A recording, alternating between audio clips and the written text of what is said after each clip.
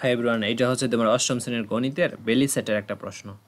হ্যাঁ, তো এই প্রশ্নটা তোমরা দেখে যেতে পারো। যদি প্রশ্ন মিলে যায় তাহলে তো কমন পড়ে যাবে, আর যদি না মিলে সেক্ষেত্রে নিয়মগুলো কমন পড়বে। তো জাস্ট আমরা এটা প্র্যাকটিস পারপাস প্রশ্ন হিসেবে প্র্যাকটিস করে যাব। দেখো, এখানে আমাদের বহু নির্বাচনী প্রশ্ন আসবে 30টা, এক করে 30 নম্বর। তো তোমরা জাস্ট মিলাই দেখো যে কতটুকু পারতেছো, আর যেগুলো পারবা না সেগুলা গাইড বা বই থেকে বের করে ফেলবা। বুঝছো, অ্যান্সারটা বের করে ফেলবা। দেন জাস্ট দেখো, এই যেগুলো একটু গুলা মনে হচ্ছে, বাট কিছু করার নাই, একটু কষ্ট করে হইলো ম্যানেজ করে নিও প্রশ্নগুলো।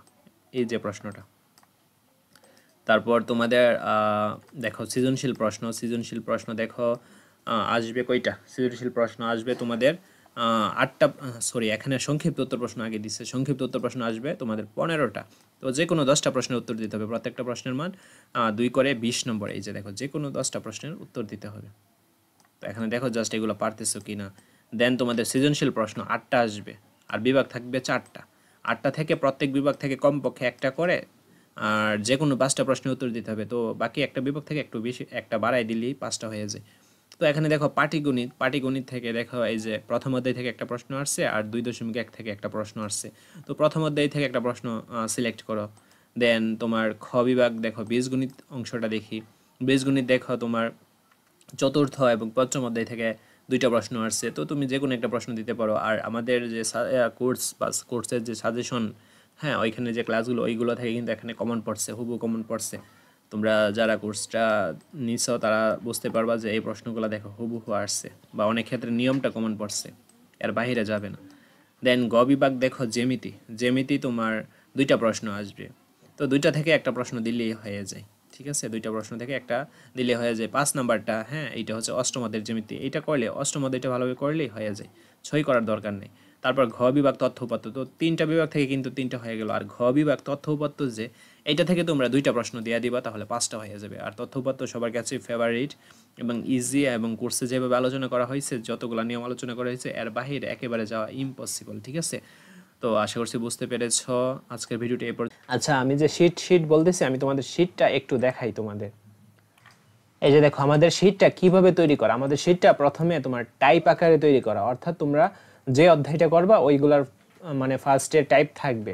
তো আমরা ধরো চতুর্থ অধ্যায়টা করব। চতুর্থ অধ্যায়টার মধ্যে কয়েকটা টাইপ আছে, যেমন টাইপ 1-এর, এই যে দেখছো টাইপ 1-এর অঙ্কগুলো কীরকম।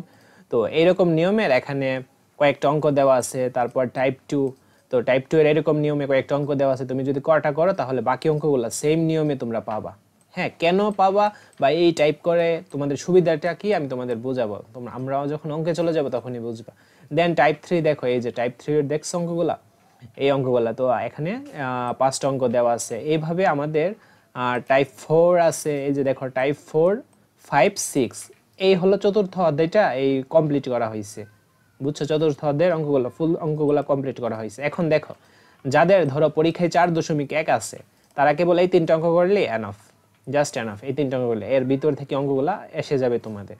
হ্যাঁ, তো এর ভিতর থেকেই আসবে। অনেক ক্ষেত্রে এরকম হুবহু, তো আমরা যে প্রশ্নটা দেখছি হুবহু আমাদের একটা অঙ্ক আসছে, বাট অনেক ক্ষেত্রে আমাদের এইরকম সংখ্যাগুলো চেঞ্জ করবে। কিভাবে সংখ্যাগুলো চেঞ্জ করলেও পারা যায়, তো এইটার নিয়েও কিন্তু ভিডিও তৈরি করা আছে গ্রুপে, ভিডিও ক্লাস, এইগুলোর সমাধান নিয়ে ভিডিও ক্লাস সুন্দরভাবে বোঝানো হয়েছে। তো আমরা যদি ভিডিওটা দেখি, এই হলো ভিডিওগুলা গ্রুপের। ঠিক আছে, এই হলো গ্রুপের ভিডিওগুলা, সুন্দরভাবে বোঝানো হয়েছে।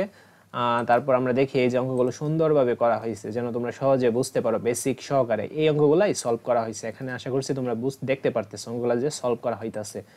তো আমরা তারপর দেখি, তারপর তোমার এটা গেল 4.1-এর অঙ্ক। দেন আমরা 4.2-এর অঙ্কগুলো দেখি। দেখো, তো অনেকেরই হয়তো বা গণিত পরীক্ষাটা হয়ে গেছে, তো তোমরা মিলাইতে পারো তোমাদের প্রশ্নের সাথে যে তোমাদের চতুর্থ অধ্যায় থেকে অঙ্কগুলো আসছে কিনা। আমি চ্যালেঞ্জ করে বলতেছি, সবার অঙ্কই মিলবে আমাদের নিয়মের ভিত্তিতে, আবার অনেকের অঙ্ক হুবহু কমন পড়ে যাবে। হ্যাঁ, তোমরা দরকার হয় আমাকে কমেন্ট করো, বা আমাদের যে একটা গ্রুপ আছে ওই গ্রুপে জয়েন হয়ে আমাকে দেখাও যে আমাদের অঙ্কগুলো নিয়মের ভিত্তিতে তোমাদের অঙ্ক আসে নাই, আমাকে প্রমাণ দেখাও।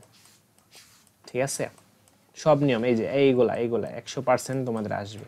এই কোর্সটা যেভাবে সাজানো হয়েছে, তোমরা মাত্র 6-7 ঘন্টা সময় দিলেই অঙ্কতে ভালো একটা মার্কস পাবে। আর যারা প্লাসের আশা করতেছো তাদের ক্ষেত্রে এই কোর্সটা জরুরি। আর যারা ফেলের আশা করো যে আমি কোনো সারা বছর পড়ছি না, আমি ফেল করবো, তো আমি এক্ষেত্রে কী করবো, তো এই কোর্সটা তোমার জন্য। মাত্র 149 টাকা এই কোর্সটা তুমি বাই করতে পারবা। মাত্র 149 টাকায় এই কোর্সটা তুমি নিতে পারবা এবং নিজে একটা হোয়াটসঅ্যাপ নাম্বার আছে, এই হোয়াটসঅ্যাপ নাম্বারে যোগাযোগ করে কোর্সটা অতি দ্রুত বাই করে ফেলো, কারণ আর সময় বেশি নাই, মাত্র 2টা দিন সামনে আছে। ঠিক যদি পরবর্তী ভিডিওটি সবার আগে পাওয়ার জন্য অবশ্যই চ্যানেলটি সাবস্ক্রাইব করে অল নোটিফিকেশন করে রাখো, যেন ভিডিও ছাড়া মাত্রই সবার আগে তোমাদের কাছে পৌঁছে যায়। ধন্যবাদ।